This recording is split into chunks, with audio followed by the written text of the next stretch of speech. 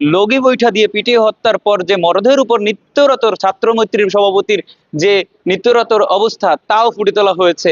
যুদ্ধকালীন যে সময়ের যে ছবিগুলো জায়গা পেলেও কিন্তু মেজর জিয়াউর রহমানের কোনো ছবি পাওয়া যায়নি।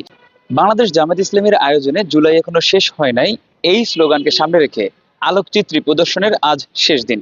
তবে তাদের এই আয়োজনে কি কি আলোকচিত্র দেখানো হচ্ছে তা আমরা আজ দেখব, চলুন।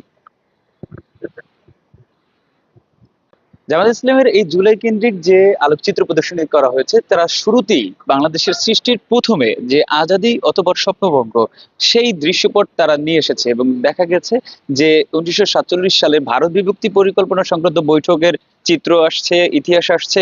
এর পরবর্তীতে 69-এর যে জেনারেল ইয়াহিয়া খানের ক্ষমতায় আসার চিত্র তাও আসা এখানে দেখা যাচ্ছে।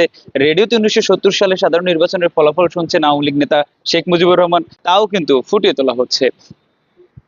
এরপরে রয়েছে মহান মুক্তিযুদ্ধের ইতিহাস, যেখানে জায়গা পেয়েছে রেসকোর্স ময়দানের ঐতিহাসিক ভাষণ দেওয়া শেখ মুজিবুর রহমানের ছবি।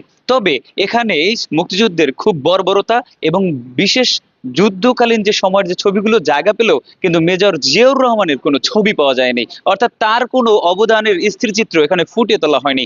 এ নিয়ে কিন্তু অনেকের মাঝেই নানা ধরনের সমালোচনা তৈরি হয়েছে। এই সমালোচনাকে কেন্দ্র করে আবার জামাতের আমির তিনিও কিন্তু একটি বক্তব্য দিয়েছেন।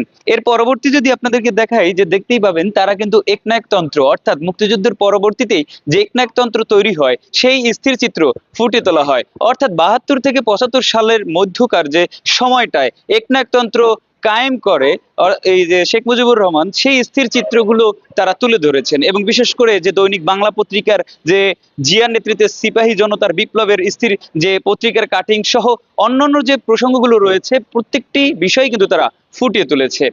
এরপরই দেখা যাচ্ছে সামরিক স্বৈরশাসনের যে স্থির চিত্রগুলো, যেখানে দেখা যাচ্ছে 1982 সালে ক্ষমতা গ্রহণ করে এরশাদ এবং 82 সাল থেকে তার এই সামরিক স্বৈরশাসক অর্থাৎ সামরিক শাসনামল শুরু হয়, যেখানে তার এই যে ক্ষমতা গ্রহণের স্থির চিত্র এর পরবর্তীতে যে ধাপে ধাপে যে তার যে ক্ষমতার যে সময়কারে যে সংগঠিত কার্যক্রম, তার মধ্যে অন্যতম 90-এর গণঅভ্যুত্থানের যে স্বৈরাচার নিপাত জাকের যে নূর হোসেনের ছবি সেটাও কিন্তু জায়গা পেয়েছে।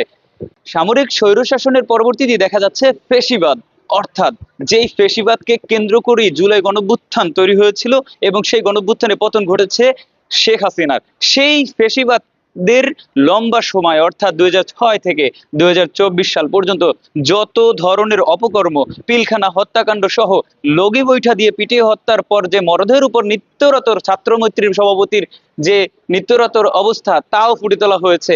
এমনকি কথিত যে শাহবাগ গণজাগরণ মঞ্চের যে মিছিল তাও কিন্তু তারা ফুটে তুলেছে। এরপর আমরা দেখেছি যে বিচারিক হত্যাকাণ্ডের শিকার জামাত ইসলামের নেতৃবৃন্দর ছবি সংবলিত, এরপর যে ডামি নির্বাচন, এরপর যে গুমের শিকার ইলিয়াস হোসেনের যে বিএনপি নেতা ইলিয়াস হোসেনের যে গুম হওয়ার বিষয়টি, এরপরে 2018 সালের যে সড়ক আন্দোলনের বিক্ষোভরত শিক্ষার্থীদের যে তাদের যে আন্দোলনরত ছবি, এরপর সর্বশেষ যে 2024 সালের যে জুলাই গণঅভ্যুত্থানের যে সূচনা কোটানা মেধা সেই ছবিটিও সংবলিত করা হয়েছে।